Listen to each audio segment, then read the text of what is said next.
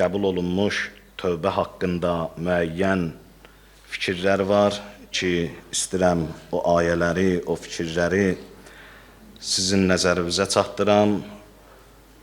Tövbənin qəbul olunmasının şərtləri var ki, Allah Teala bir sıra ayələrdə həmin şərtlərdən danışır ki, Allah hamıya nəsib eləsin, böyük bir nemətdir. Günahdan tövbə etmək, günahdan qayıtmaq, qəlb peşmançılığı ki, bu mövzu haqqında dəfələrlə danışmışıq, amma hər mövzuya bildiyimiz kimi müxtəlif cəhətlərdən yanaşmaq olur. Tövbə mövzusuna da inşallah bugünkü söhbətimizdə bu cəhətdən yanaşacağıq ki, qəbul olunmuş tövbə hansı tövbədir?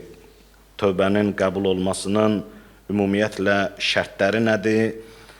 Və bu mövzunun özü də çoxşaxəli bir mövzudur ki,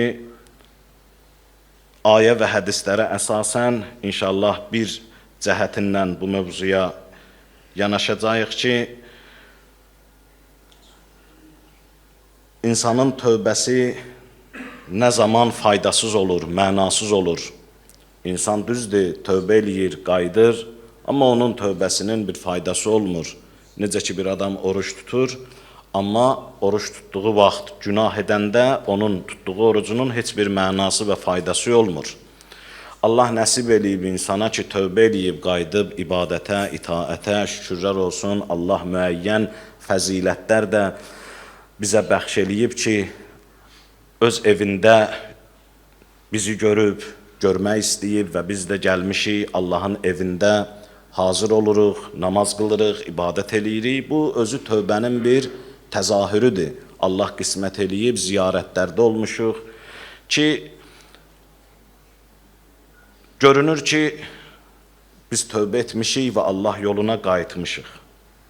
Amma şərtlər var ki, onlara insan əməl etməyəndə onun bu tövbəsinin heç bir faydası olmur insana.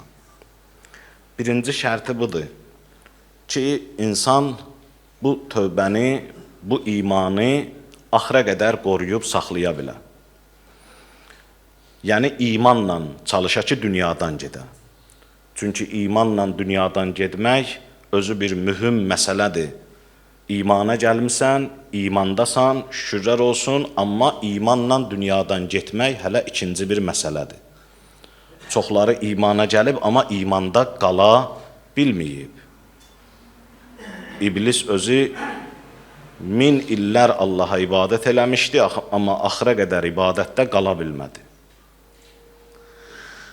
İnsan imanla dünyadan geçsə, onun etdiyi tövbələrin faydası olar. Quran-ı Kərim buyurur, və mən yərtədid minkum ən dinih fəyəmut və huvə kafirun. Əgər bir adam dindən çıxa, Allah uzaq eləsin, mürtədd ola və kafir olaraq da dünyadan gedə. Fəulaikə habitət ə'maluhum fid-dünya vəl-axirə. Onun bütün yaxşı əməlləri dünya və axirətdə batil olar.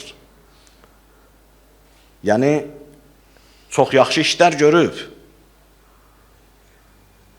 tövbə də eləyib, amma küfürlə dünyadan gedib. İmanı axıra qədər saxlaya bilməyib. Allah buyurur, habitat ə'maluhum. Habd, Quran-ı Kərim məntiqində yaxşı əməllərin təsirsiz olmasına deyirlər. Bir adam mömin olduğu vaxt ərzində, ibadətdə olduğu vaxt ərzində tövbələr eləyib, günahlardan tövbələr eləyib. Onun günahlardan tövbəsinin faydası o zamandır ki, bunda iman qala, iman küfrə çevrilməyə qəlbində. Qəlbdə iman küfrə çevrildi, artıq onun tövbəsinin də heç bir faydası olmur. Baxın, sözümü belə izah edeyim. Bir adam imanda olduğu müddət ərzində günahlar eləyib, amma günahlarından da tövbə eləyib. Allah o günahlardan tövbəni o zaman bağışlayar ki, bunun qəlbindəki iman axıra qədər qala. Yəni iman şərtdir. Allah Quran-ı Kərimdə buyurur ki: İllellezî tâbe və âmenə və amilə salihan. O adam ki, tövbə elədi və iman gətirdi. Mümkündür bir adam tövbə eləyə, amma iman gətirməyə. Kafirdir, günahlarından tövbə eləyib. Tövbənin mənası qayıtmaqdır. Kafirdir, günahlar eləyib, yalan danışıb, qeybət eləyib, zülm eləyib, o günahlardan tövbə eləyib, qayıdıb, day eləmir. Onun tövbəsinin faydası var, buyurur xeyr. Niyə? Çünki iman gətirməsi lazımdır, iman şərtdir orada. Tövbədən sonra iman olmasa, o qayıtmağın mənası yoxdur. Yəni, tövbə zamanı insan günahlardan ki qayıdır, o qayıtmaq iman şərti ilə günahları yuyur. İman olsa, o qayıtmaq günahları yuyacaq. Və Allah günahları iman gətirəndən sonra da yudu. Amma bu imanı saxlaya bilmədi. Yenidən qəlbdəki iman getdi, kafir olaraq dünyasını dəyişdi. O günahlar ki, tövbə və iman nəticəsində yuyulmuşdu, silinmişdi, o günahların yenə insan hesabını verəcək. Çünki tövbənin qəbul olmasının mənası budur ki, Allah bu günahlara görə day səndən hesab sormayacaq. Allah bağışladı.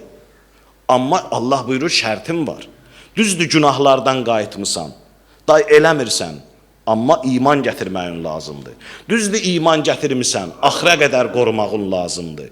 Kafir olaraq dünyadan geçsən, o günahlar ki var idi eləmişdin, tövbə və iman nəticəsində mən onları silmişdim və silməyimin də mənası budur ki, onlara görə sənə cəza verməyəcəkdim, sorğu-suala çəkməyəcəkdim. Küfrlə dünyadan getdiyinə görə artıq o günahlara görə sən cəza çəkməli olacaqsan və hesab verməli olacaqsan.